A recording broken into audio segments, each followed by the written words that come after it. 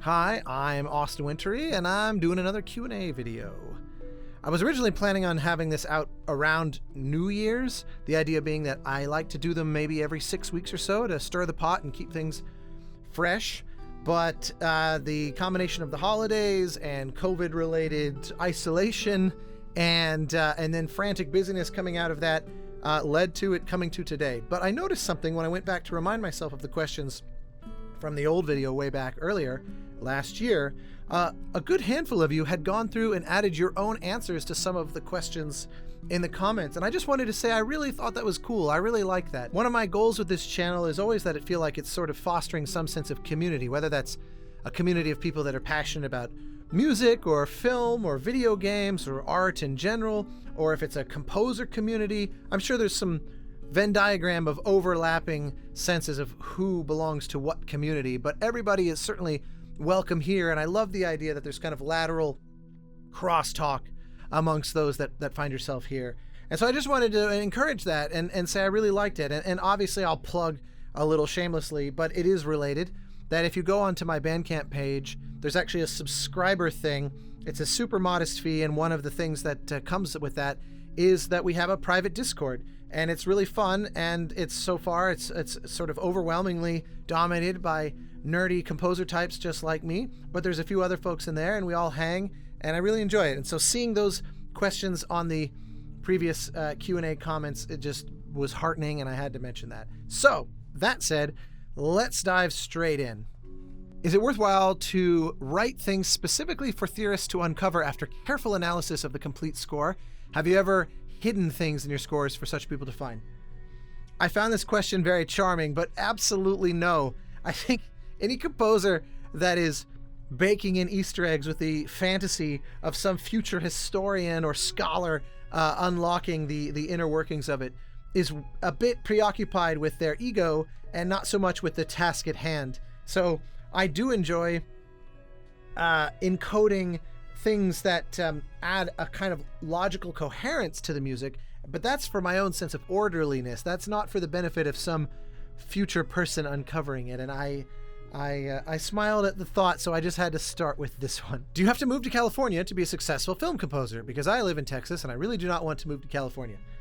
Well, there's a lot of reasons why I don't blame you for not wanting to move to California, though I do love Los Angeles and I feel very at home here. But some days it's easier to love than others.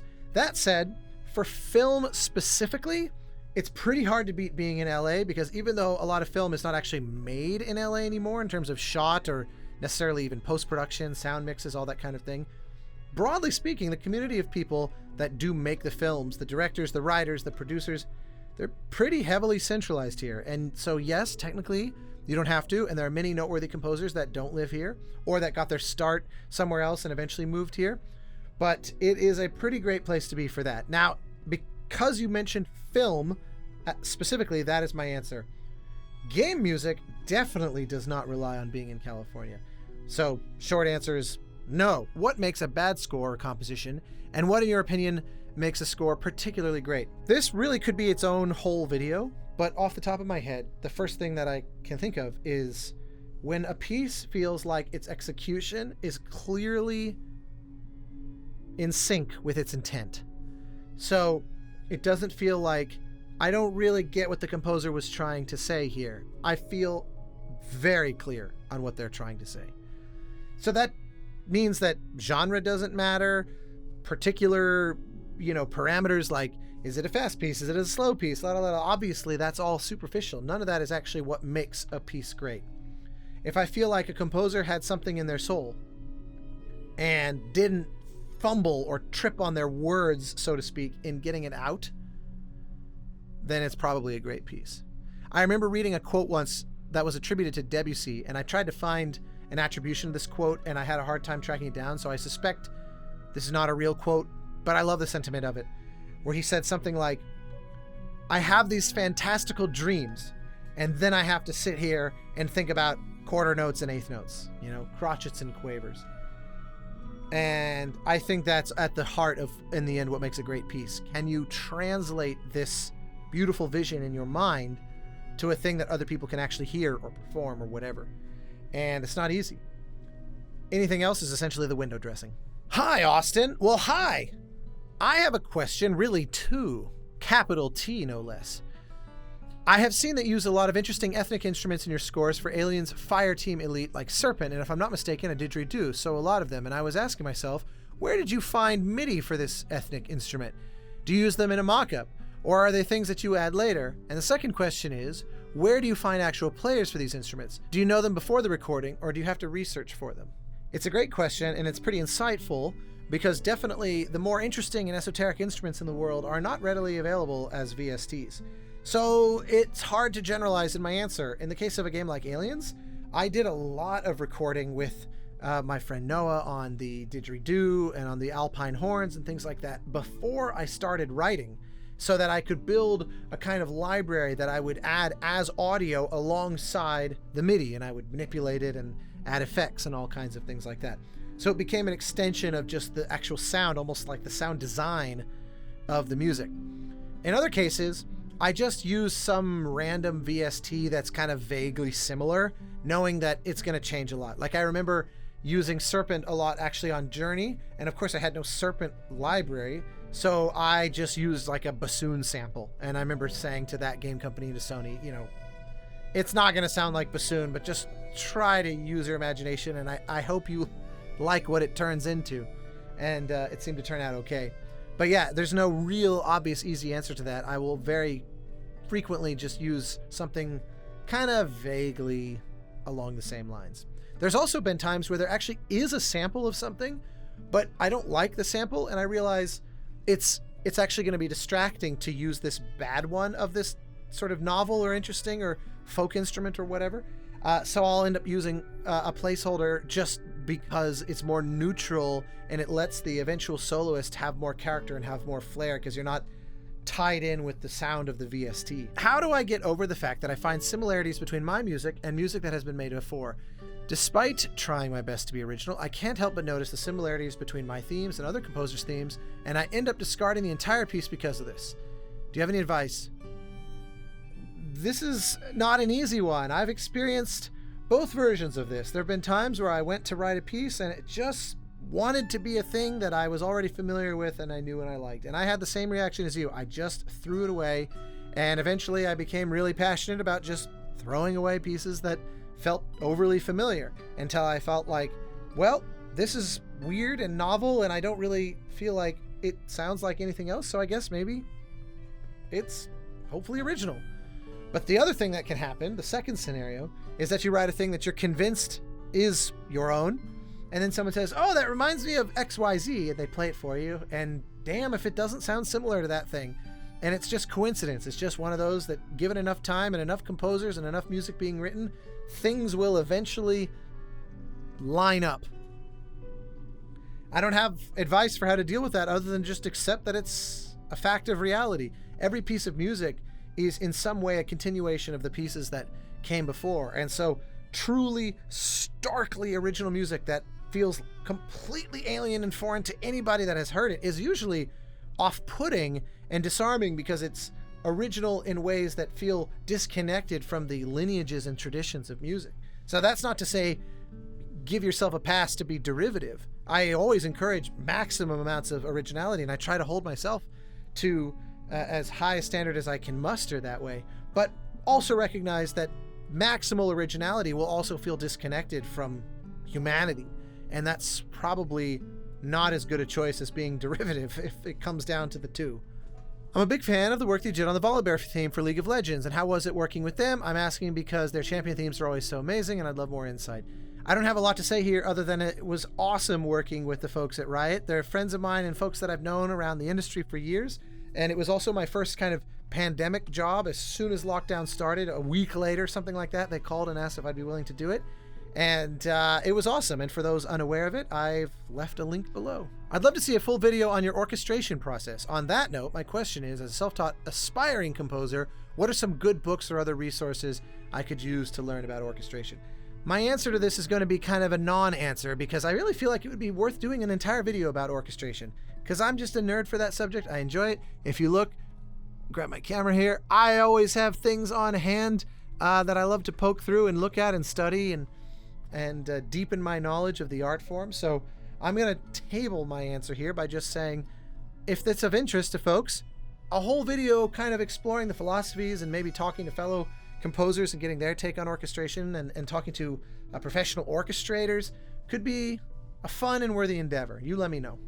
Can having too many sample libraries be a hindrance and mean you spent so much time looking for a specific sound that you forget to just write good tuneful music?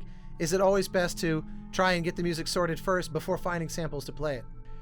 I definitely kind of resonate with this question, because hunting for samples to make the violin mock-up sound that much more realistic or whatnot is really one of my least favorite things. I don't enjoy the mock-up process. I enjoy, of course, composing, and I enjoy that mock-ups can be an extension of that, and clearly, you know, leveraging electronics, synthesizers, manipulating sounds and mangling things to form new sounds. That's all awesome. I love that. I don't necessarily consider that orchestration so much as production, and it can be very interwoven. Some composition is synonymous with production, but when it comes to orchestral or otherwise acoustic instruments, I have a template that I like to call up, and I tend to not mess with it for years at a time, and some of my samples that I use are embarrassingly old because I just don't like to fuss with it for basically this very reason. It gets in the way, and now instead of writing, I'm sitting here going through, and it would be the equivalent of, you know, a sketch artist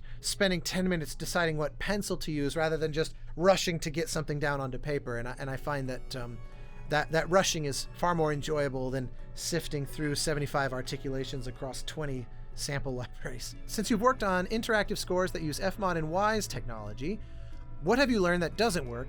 And what have you learned that does when writing with these? Feel free to get super technical. I think a whole video about using middleware and writing interactive music is worth undertaking rather than trying to give some super abridged version here. This video is already, I think, getting long enough. But that said, I think of FMOD and WISE as tools no differently than I think of making mock-ups or even writing for traditional instruments. If you overly depend on what the default state of that device or technology or software or whatever can do, you are going to write to its limitations. Whereas the composers that I've admired the most, and one of the things that I aspire to in my own work, is to think past those limitations and then ask yourself, okay, the software doesn't natively want to do this, so how can I work around it? Or how can I work with a programmer to kind of hack it? Or how can I find creative solutions that get to the same goal but through another means? So it's kind of like, don't be limited by your tools. Find the tools to meet what your imagination is coming up with. I recognize, though, that's a very, very brief and probably unsatisfying answer, and so it's worth maybe a whole separate video. That said, I have done a couple videos that get into some detail about interactive scores, and I'll just leave links to those below for anybody who may not have seen them, and hopefully that kind of answers the question. How important is it to you that your work is readily identifiable as Austin Wintory scores? In other words, it's quite easy to identify a John Williams score or a Danny Elfman one. How important is it to represent your voice in music? This is an interesting one because I've seen Danny Elfman make many comments in public that his fantasy is always that people go, wow, I would never have known that that was a Danny Elfman score. The reason he feels that way is actually very understandable because he feels very limited as a composer. His self-assessment, which of course we would probably all agree is ridiculous, but his self-assessment, his self-consciousness or insecurity perhaps, is that he's basically got one bag of tricks and he's just endlessly recycling it. And so if he manages to break free of that and actually come up with something different than what he did the last 20 times, then people wouldn't recognize it, but that is a success. That's a victory. Especially those of us that are excited about pushing into new territory. We live with a sort of constant paranoia that maybe we're recycling our bag of tricks. And so somebody going, wow, I didn't think that was you, is exciting.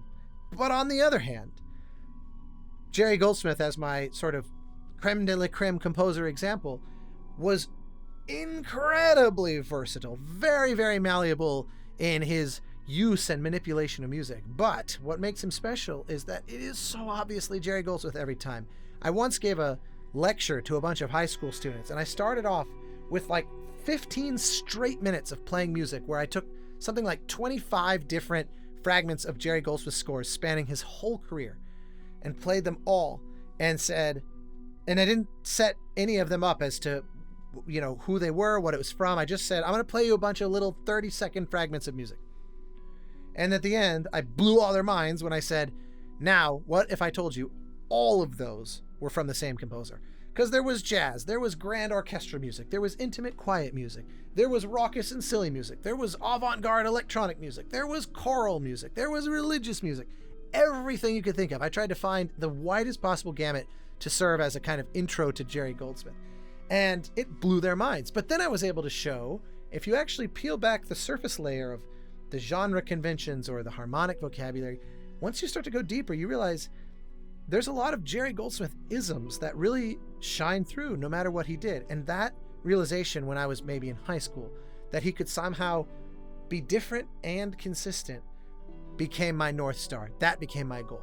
So I guess the honest answer to that question would mean, if I'm achieving my aspiration, there should be telltale signs that a piece of music is mine, even if huge components of it and very surface level forward facing aspects wildly change from one project to the next, whether it's heavily electronic, like John Wick Hex or a game of space with Ubisoft, the VR game, to the Volibear piece that I mentioned a minute ago, working with a singer like Einar Selvik, who, holy crap, I didn't mention back then when I answered the video, back then in the before times 10 minutes ago, how awesome it was to work with that guy. What a voice he has.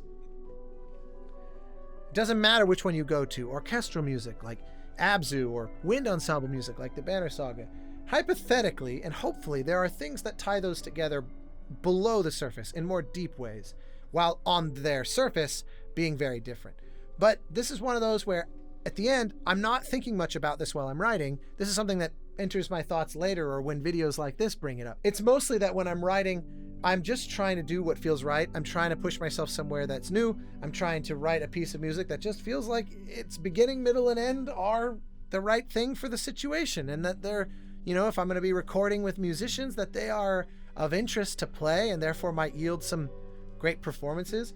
And this notion of my voice and whatnot really doesn't enter into the equation. So I'm giving you an honest answer because I've thought about it in between those moments, but it's nothing that I think would be anything other than a distraction while actually in the trenches writing. Thanks a bunch for making these happen. Aside of everything else, they're much appreciated. I come up with a question that I see a lot of people struggling with: how to survive the patience. What I mean by that is how to financially and mentally survive the time before your first real gig or in between gigs, when being in that insecure state of not knowing what's going to happen next and still be able to continue with the career and ultimately with life. I'm aware it's 100% case-to-case matter, but maybe you could throw out a thought, an idea, some tactic or whatever that may have helped you through such low points and kept you going. This is $1 million question, and it is nothing I think I could answer succinctly, but I just wanted to spotlight this question because I actually would love to know other people's answer to this. If you look at another video I just recently shared called Those First Steps, in which I spoke to 4 young composers early in their career, I think some insights in there might also tiptoe around the edges of answering this question. But otherwise, I don't know what to say other than everybody has to find some way to cope with that uncertainty. People live in that sometimes for years or decades. Others never seem to have a day off. My career has been a little bit of both, though I've been very lucky that the last 10 plus years, I've never really felt like I was in one of those in-between chapters. Things have quieted down and then heated back up, but I've never really truly felt like lost at sea. And honestly, I think that's just dumb luck. I've known people that are wildly successful that still manage to have a dry spell, as it were. So I consider myself very, very lucky to not have had to face that, because the truth is I don't know how I would have coped with it. I guess the only thing I can think of is I tend to give myself stuff to do if I am not being assigned something to do. So if nobody was giving me music to write, I would invent an excuse for it. Now, the problem is that doesn't pay the bills, and there's no one good answer to that. Some people have side hustles. Some people get loans or go to friends or loved ones or parents or aunts and uncles. Some people, are lucky and start off with an inheritance or something that buys them that runway. whatever you've got, leverage it. My attitude is bring on all the creativity of the world. I don't want to see any composer with a barrier that holds them back. So anything that you have to deploy to your advantage that gives you one more day to be able to apply your creative talents and put stuff out into the world, I say go for it. I wish I had a more universally applicable answer than that, but it really is the question that every single creative, every human in any field really grapples with, but especially freelance creative work exacerbates that. And I wish I had some kind of take two of these and call me in the morning type answer, but alas, I don't. So I have a question, but I don't know if it's in the spirit of the series. I watch you all the time on Play, Watch, Listen. Hey, thanks for that. And I've always wanted for you to explain the difference between movies and game music rights. I'm just going to pause right there and say, this is so worth making its own video. I should probably have, my agent and lawyer and other people's agents and lawyers come on, and other composers and producers, and just kind of put together a highlight of everybody's understanding of how this all works, bearing in mind that I would only ever even be in a position to give an explanation of the American side of things, with cursory explanations of maybe how, Europe and Asia and Australia and South America and other places work, because it is a complex thing. It is ever evolving. Some of these things are so complex that even despite doing this now for 15 years or so, I still get spun around and get confused. So I'm just going to say this is worth its own video, and it's a little bit perhaps technical for the typical viewer of this channel, but maybe not. Let me know if that would be of use to you, but I think that would be something worth pursuing, and certainly something I can't do justice to here and right now. All right, last question. Hopefully this wasn't too long-winded, but I really loved this question and I wanted to end with it. I'm colorblind. It doesn't come up every day, but there are a lot of moments trying on suits, doing a bit of visual design, where I second guess myself because I know there's stuff almost everyone else will see that I just can't. And there have been those moments where, for example, my new black pants turned out to be actually very purple and way louder than I intended. As I grow as a composer, I sometimes second guess myself because of a similar feeling that something about my work sounds amateurish in a way that's obvious to almost everyone else, but that I can't hear because my ear isn't good enough yet. I know this feeling isn't inaccurate because I've come out the other end of it several times, looking back at early work and noticing that I can hear now that it's a bit out of time or out of tune where I couldn't at the time. Recently this has come up as I've gotten feedback that a mix sounds muddy or some sampled strings sound robotic. I believe it. I just can't hear it. At least not yet. My question is, does this feeling ever fully go away? Does it just get less scary? What a beautiful question, and the colorblindness as a kind of metaphor is really interesting. And I have two thoughts here, one of which you really already answered for yourself, which is that we are all, as artists, as human beings, as moral creatures, as friends, as romantic partners, we are all works in progress through to our last day. I don't claim to know everything. I don't claim to be the best composer that I'll ever be, or maybe even that I ever was. Maybe it rises and falls and I'm in a low point. It's hard to know until you get some distance, and ultimately the real distance would be, how does it all look and add up after you're gone? I can't tell you the number of times that I've listened to a mix, listened to the performers, the writing, orchestration, and thought, perfect, I nailed it. And then a month later, 6 months later, go back and listen, and I am baffled that I thought this was good. It's not even close to good. It's fine, but it's got a lot to be desired. I can't begin to say the number of times that I've had that experience. And while I think a sign of progress for me is that it maybe happens less than it used to, it's not rare. It's constant. It's just maybe instead of it happening 95% of the time, maybe now it's 92% of the time. That feels like an improvement to me, but it is still very much a thing. So I just say embrace it. Embrace the fact that old music of yours is going to sound like crap to you a year from now, and that's cause for celebration because you're that much more refined. Your technical abilities and the refinement of your technique and all that has only improved. And that's just one of the crosses that we bear as artists, that as we improve, the old material just becomes increasingly unflattering. Some composers have really had extreme reactions to this, especially in the classical world, where they'll go back and just redo old pieces. I mean, how many times did Stravinsky go back and make pretty substantive changes to the Rite of Spring? It's hard to imagine him not thinking, this is perfect, when it first premiered in the early parts of the 20th century, and yet he tinkered with it for years and years to follow. So we all deal with this. But zooming out, the other thing to remember, and my second thought that this prompted, is you're never going to get validation that now you're good enough. Now it's great. Now you are amazing. Anyone rushing to tell you that is probably just trying to be a good friend or a family member or something and just tell you you're awesome. And that's great. I got no qualms with that. I would never try to tell that person that they're doing a disservice to me by paying a compliment. It's always, of course, very appreciated. But just because they like it doesn't mean it's good in any absolute or universal sense. Or maybe that even exists as a concept. So the sooner that we all, and I certainly have to deal with this and have my struggles like everybody else, but the sooner that we can let go of needing an external validation to know we've reached some new milestone or some new kind of level, some new rung on the ladder of skill as a composer or as an artist of any kind, as a thinker, whatever, the better off we'll be. The more relaxed we'll be to just live in the moment, the more free we'll be to explore and be curious and actually push our own boundaries because we're not distracted by the noise of wondering, oh, am I good enough to actually pull this off? Am I going to be able to do this? La, la, la, la. None of that helps. And it's never going to come. There's never going to be a corner you turn where just, hey, now I'm good at it. Yesterday I was crap or very insecure. Today I'm bursting with confidence.